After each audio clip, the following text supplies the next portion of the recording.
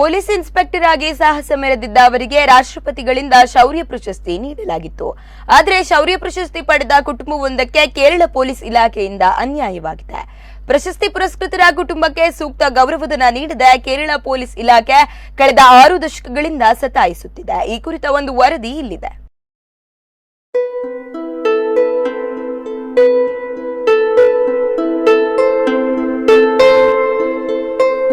ಈ ವೃದ್ಧೆಯ ಹೆಸರು ವಿಜಯಲಕ್ಷ್ಮಿ. ಕಾನೂನು ಸುವ್ಯವಸ್ಥೆಗಾಗಿ ಹೋರಾಟ ಮಾಡಿ ವಿಜಯಿಯಾದ ಬಾಲಕೃಷ್ಣ ನಾಯರ್ ಎಂಬ ಪೊಲೀಸ್ ಇನ್ಸ್ಪೆಕ್ಟರ್ ಪತ್ನಿ. ಬಾಲಕೃಷ್ಣ ನಾಯರ್ 1951ರಲ್ಲಿ ಕರ್ನಾಟಕದ ಮಂಗಳೂರು ಬಂದರ್ ಪೊಲೀಸ್ ಠಾಣೆಯಲ್ಲಿ ಸಬ್ ಇನ್ಸ್ಪೆಕ್ಟರ್ ಆಗಿ ಕೆಲಸ ಆರಂಭಿಸಿದರು. ನಂತರ ಹಂಪನಕಟ್ಟೆ, ಬದಿಯಡ್ಕ ಠಾಣೆಗಳಲ್ಲಿ ಸೇವೆ ಸಲ್ಲಿಸಿದರು. ಭಾಷಾವಾರು ಪ್ರಾಂತ್ಯಗಳ ರಚನೆಯಾದ ಬಳಿಕ ಕಾಸರಗೋಡಿಗೆ ವರ್ಗಾವಣೆಗೊಂಡಿದ್ದರು. 1961ರಲ್ಲಿ ಕಾಸರಗೋಡಿನ ಮಂಜೇಶ್ವರ ಠಾಣೆಯಲ್ಲಿದ್ದಾಗ ಅಪೂರ್ವ ಸಾಹಸವನ್ನು ಮೆರೆದಿದ್ರು. ಅಂತಾರಾಜ್ಯ ಡಕಾಯಿತನಾಗಿದ್ದ ಕಿಟ್ಟು ಅಗಸ ಎಂಬುವನ ತಂಡದೊಂದಿಗೆ ಹೋರಾಡಿ ಅವನ ಮನೆಗೆ ದಾಳಿ ನಡೆಸಿ ರಹಸ್ಯ ಮಾಹಿತಿ ಪಡೆಯುವಲ್ಲಿ ಯಶಸ್ವಿಯಾಗಿದ್ರು. ಆತನ ಬಂಧನದಲ್ಲಿ ತಾವು ಬಹಳ ಶ್ರಮಿಸಿದ್ರು. ಜೀವದ ಹಂಗು ತೊರೆದು ಹೋರಾಡಿದಕ್ಕಾಗಿ ಬಾಲಕೃಷ್ಣ ನಾಯಕ್ ಅವರಿಗೆ ಗಣರಾಜ್ಯೋತ್ಸವದ ರಾಷ್ಟ್ರಪತಿಗಳಿಂದ ನೀಡಲ್ಪಡುವ ಶೌರ್ಯ ಪ್ರಶಸ್ತಿ ನೀಡಲಾಗಿತ್ತು.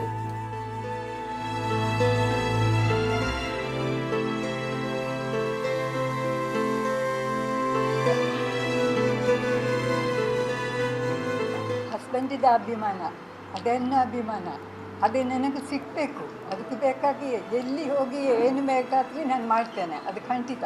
ದುಡ್ಡದ ಸಂಗತಿ ಅದು, ಅಭಿಮಾನದ ಪ್ರಶ್ನೆ.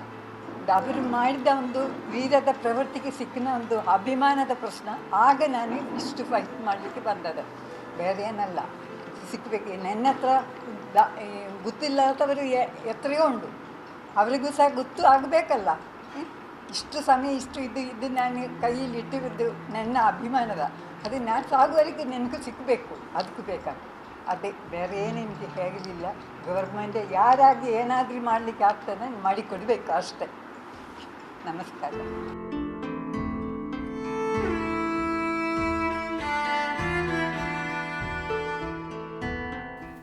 ಪ್ರಶಸ್ತಿ ದೊರೆತು 6 ದಶಕಗಳೇ ಕಳೆದಿದೆ. ಆದರೆ ಅವರ ಕುಟುಂಬ ಸೂಕ್ತ ಗೌರವಧನಕ್ಕಾಗಿ ಇಂದಿಗೂ ಅಲೆದಾಡುತ್ತಿದೆ. ಪ್ರತಿ ತಿಂಗಳು ಕೇವಲ 100 ರೂಪಾಯಿ ಗೌರವಧನ ಸರ್ಕಾರ ಅವರಿಗೆ ನೀಡ್ತಾ ಇದೆ. ಈ 100 ರೂಪಾಯಿಯನ್ನು ಪಡೆಯುವುದಕ್ಕೆ ವೃದ್ಧೆ ವಿಜಯಲಕ್ಷ್ಮಿಯವರು ಕೇರಳದ ಕಲ್ಲಿಕೋಟೆಯವರೆಗೆ ಹೋಗಬೇಕು. ಸದ್ಯ ಈಕೆ ಮಂಗಳೂರಿನ ಸುರತ್ಕಲ್ನಲ್ಲಿ ನೆಲೆಸಿದ್ದು, ಕನಿಷ್ಠ ಗೌರವಧನ ಕೂಡ ಕಳೆದ 2 ವರ್ಷಗಳಿಂದ ಇವರ ಕೈ ಸೇರಿಲ್ಲ. ವಾಸ್ತವದಲ್ಲಿ ಗೌರವಧನದ ಮೊತ್ತ ಮಾಸಿಕ 6,000ಕ್ಕೆ ಏರಿಕೆಯಾಗಿದೆ. ಆದರೆ ಈ ವಿಚಾರವನ್ನು ಕೇರಳ ಪೊಲೀಸ್ ಇಲಾಖೆ ಇವರಿಂದ ಮುಚ್ಚಿಟ್ಟಿದೆ.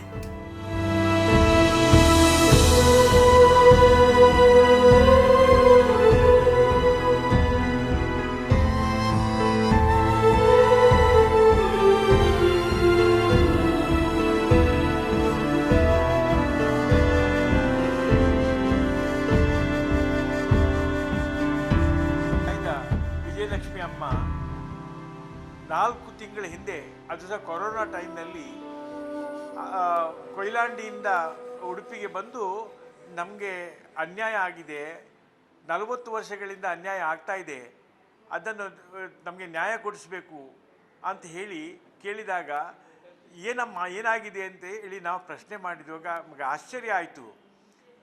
61ನೇ ಇಸ್ವಿಯಲ್ಲಿ ತೋರಿದ ಅಪ್ರತಿಮ ಸಾಹಸಕ್ಕಾಗಿ ಇವರ ಗಂಡ ಬಾಲಕೃಷ್ಣ ನಾಯರ್ ಅಂತೇಳಿ ಸಬ್ ಇನ್ಸ್ಪೆಕ್ಟರ್ ಇದ್ದರು. ಅವರು ಬಾಲಕೃಷ್ಣ ನಾಯರ್ ಅವರಿಗೆ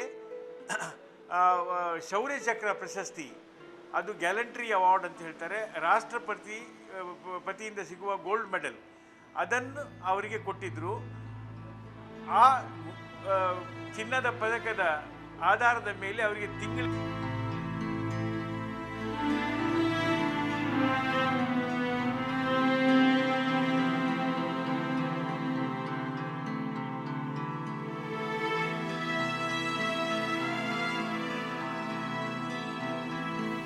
ಬಾಲಕೃಷ್ಣ ನಾಯರ್ ತೀರಿ ಹೋಗಿ 40 ವರ್ಷವಾಯಿತು. ಅವತ್ತಿನಿಂದ ಅವರ ಹೆಂಡತಿ ವಿಜಯಲಕ್ಷ್ಮಿಯವರ ಹೆಸರಿಗೆ ಗೌರವಧನ ಬರುತ್ತಿದೆ. ಗೌರವಧನದ ಮೊತ್ತ ಪ್ರತಿ 4-5 ವರ್ಷಕ್ಕೊಮ್ಮೆ ಪರಿಷ್ಕೃತವಾಗುತ್ತದೆ. ಆದರೆ ಪರಿಷ್ಕೃತ ಮೊತ್ತವನ್ನು ಯಾವತ್ತೂ ಈಕೆಗೆ ನೀಡಿಲ್ಲ. ಈಗ ಈ ಮೊತ್ತ ಮಾಸಿಕ 6,000ಕ್ಕೆ ಏರಿಕೆಯಾಗಿದೆ. ವಿಜಯಲಕ್ಷ್ಮಿಯವರು ತನ್ನ ಹಕ್ಕಿಗಾಗಿ 82ರ ಇಳಿ ವಯಸ್ಸಿನಲ್ಲೂ ಹೋರಾಟ ನಡೆಸುವಂತಾಗಿದೆ. ಇಷ್ಟೆಲ್ಲ ಅನ್ಯಾಯಗಳಿಂದ ನೊಂದ ಮಹಿಳೆ ಸದ್ಯ ಉಡುಪಿಯ ಮಾನವ ಹಕ್ಕುಗಳ ಪ್ರತಿಷ್ಠಾನದ ಮೊರೆ ಹೋಗಿದ್ದಾರೆ. ಇವರಿಗಾಗಿರುವ ಅನ್ಯಾಯದ ವಿರುದ್ಧ ಕೇರಳ ರಾಜ್ಯಾದ್ಯಂತ ಸಾರ್ವಜನಿಕ ಅಭಿಪ್ರಾಯ ರೂಪಿಸಲು ಪ್ರತಿಷ್ಠಾನ ಶ್ರಮಿಸುತ್ತಿದೆ. ಈ ವರ್ಷವೂ ಅನೇಕ ಮಂದಿಗೆ ಶೌರ್ಯ ಪ್ರಶಸ್ತಿ ಘೋಷಿಸಲಾಗಿದೆ. ಹೊಸಬರಿಗೆ ಪ್ರಶಸ್ತಿ ನೀಡುವುದರ ಜೊತೆಗೆ ಇತಿಹಾಸದಲ್ಲಿ ಆದ ಈ ಅನ್ಯಾಯಕ್ಕೂ ಕೇರಳ ಸರ್ಕಾರ ಸ್ಪಂದಿಸಬೇಕಾಗಿದೆ.